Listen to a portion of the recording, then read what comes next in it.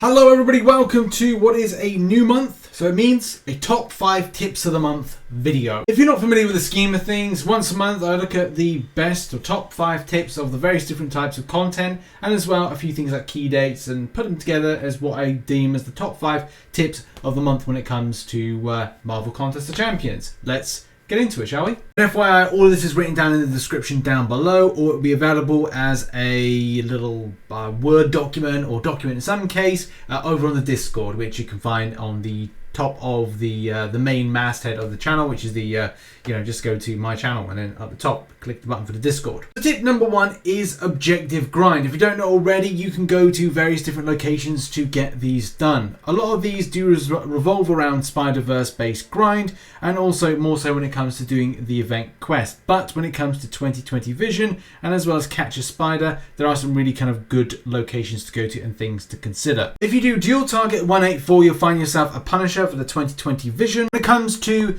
the quest version, because that's the other thing, there's the quest versions and as well there's the dueling options. Dueling options I think are better, but you do have to do them in a more kind of spatial and like daily kind of like refresh of Duel Target, so you're not spending your units. But if you go to 2.2.6, so the Alliance quest right there, and go into it, then you will see a Punisher, which is just towards the top. If you have the energy, do it. If you don't, just do the Duel Target. There is also an option in variants. There is in variant 4.2.2, which has a 3 energy version of Punisher. It's an option. I just say it's an option. And there is a Guillotine 2099 option. If you search 9611, you'll be able to see a nice little Guillotine right there, which you can use your vision in order to smash that out. Just as simple as this. For the Spideys, you have 2 different options. You either have variant 4.2.2 or my personal favorite, Road to Labyrinth 1.1.3 or 1.3, which is the first one, but it's the third one across. There's a 1 energy option. Just make sure to check your specials, your special section for your objectives, and go, hey, I'm doing the Catch a Spider, and I got 10 fights with a mutant. So I don't have a mutant on my team, so I need to put a mutant on my team. Simple as that. Tip number 2 is the Legends Trade in Store. This is incredibly important for you to start acquiring your gold crystals. On the 23rd of August comes a nice little legendary event with some spicy crystals, but I think the main crucial thing is the Trade in Store, which runs from the 23rd to the 30th of August.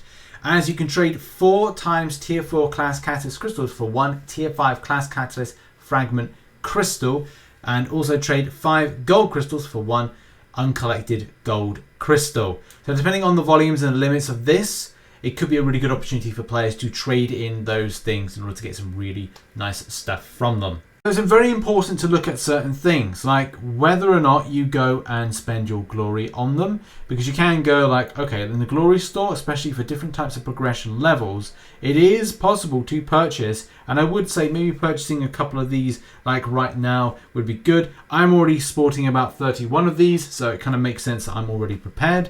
But also, if you're looking for a little bit of a gold spend, it's up to you on this one. Yes, it does cost 45 glory, but if you think that you kind of like you'll have a surplus amount, and I always seem to like have like loads of glory left over each week, even after doing map 7, it's still kind of like nice to go, okay, well, do I want to like put investors in here? If you don't want to use your glory, you don't want to spend your glory on things like gold crystals, then look towards things like solo events. I mean, look, they're just on screen, they're right there. You just saw them for a moment. If you do some of the various solo events, it does give you those gold crystals, and gold crystals being spent during the legendary event will see an increase of gold by 20%. It's also a good opportunity to do like some grinding with Arena at the same time, but just that gold increase means that don't open your gold crystals until you have indeed kind of got this event rocking. I'm rocking uncollected gold crystals of 211. I'm also rocking some other gold crystals as well somewhere on the crystal section, but that's the best time to open them up, when you get the extra spicy bonus for them.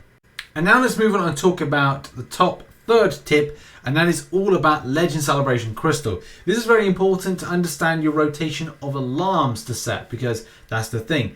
These special crystals come every 7 hours and are really spicy and nice because they have units, potions, revives. They have loads of different nice little things for this, so it's important to kind of at least have a grab to then pick them up. But it's a very weird start time because it's 3 AM PT time.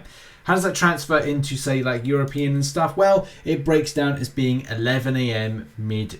day. Now there are kind of like different, it's up to you like how you break this down as to like a time period, but it's very important to like understand if it's 11 a.m. in the UK, then alarms need to be set 7 hours after, but not necessarily, because you can like start kind of prepping for when this is meant to rotate around. So going, okay, right, so it's 11 a.m. for me. Right, so that means I've got to think about it's going to be 4 o'clock, 4 p.m. when I'm able to set my next alarm for 7 hours, so 7 hours after, and then 7 hours after that.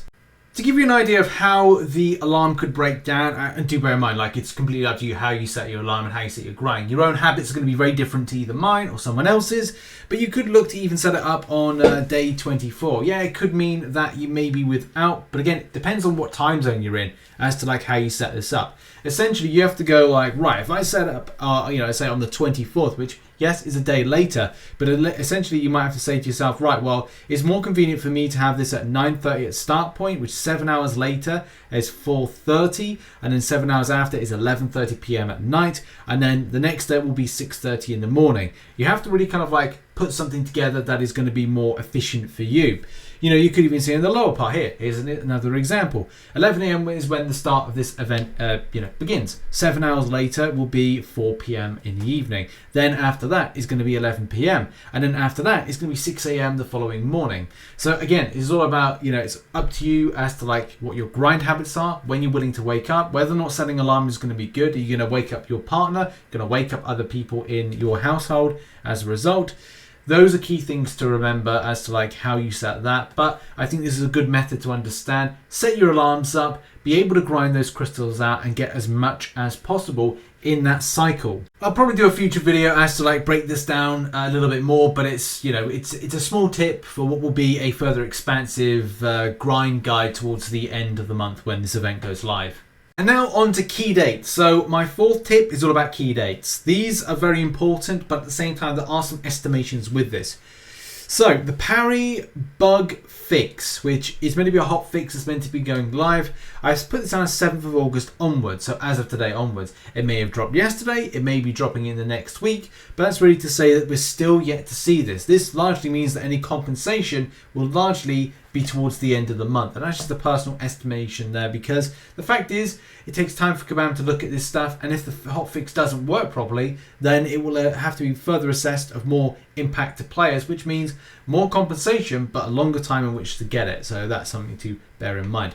On the 12th of August we'll see the Spiderman 2099 Arena. That seems to be a bit of a locked deal there, and then we'll see 11th of August Summer of Pain final week, which we've potentially had an inkling it may be, or maybe not.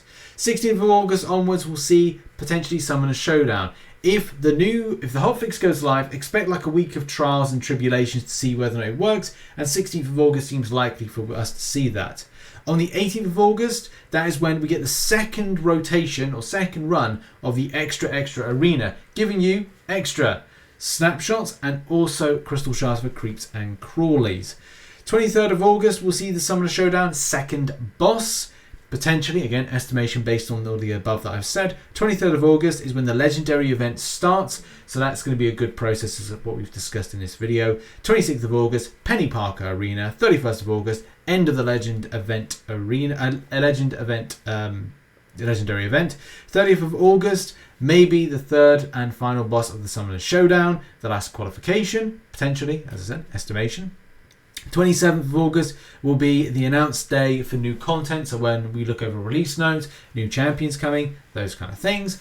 And I've kind of put in September dates 2 in particular because it's important. Number 1, the extra arena ends, which is very important because this will be a chance to pick up the last of your snapshots and as well creep and crawly crystal shards. And also the most key thing is that is when on the 1st of September the Summer of Pain rewards should be released. So those are those peak rewards that we've referred to. Those should be the point that you get them at about 10 AM PST potentially. So look out for that. And that's been a key date. And that is the Sinister 6 assignments and the extra arena. For those that don't know, this is a very easy event to grind out. if you've got Spider-Verse champions. I'm pretty certain a lot of you should have at least 2-star or 3-star versions of Spider-Verse champions. It's a really good opportunity to do this, but it's not specific. You don't have to have the Spider-Verse champions because the arena is very long. It's very long-winded for the grind, so maybe it's not the most ideal option to go, hey, every single fight use Spider-Verse. But it means you get your event done quicker as opposed to longer. And the really key thing about this is that because it runs for 3 days, which, you know, at the point of recording this video, is about, we should be in our next cycle or just about to start a new cycle.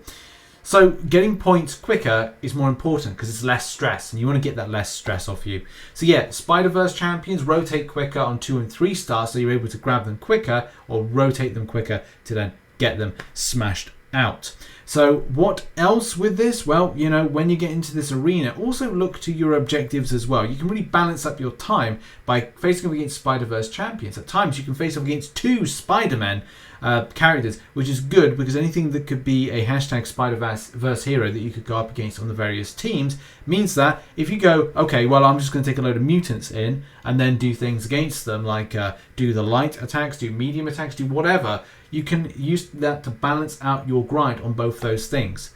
You can also, if you want, use vision, but I would say that it's very unlikely to always get consistently Team 6, I think it is, where you get punished at 20.99. If so, make sure to look at those champions on rotation. Best options are to look at the objectives, look at this, and smash it out. And there we go. That has been the top 5 tips of the month of August. I hope you enjoyed the video. If you did, please hit the like button, subscribe for more Marvel Contest of Champions based content. A write-up of this is available in the description down below. And don't forget to check out some recently posted content that's on screen right now. Much love, much appreciated, and see you all very soon. Bye-bye.